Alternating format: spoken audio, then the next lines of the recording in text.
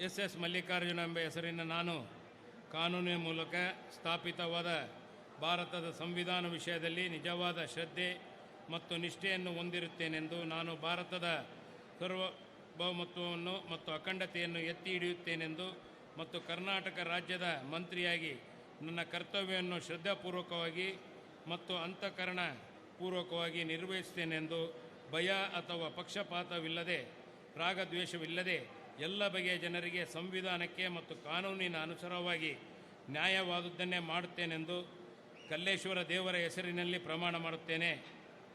ನಾನು ಶ್ರದ್ಧಾಪೂರ್ವಕ ದೃಢೀಕರಣ ಮಾಡುತ್ತೇನೆ.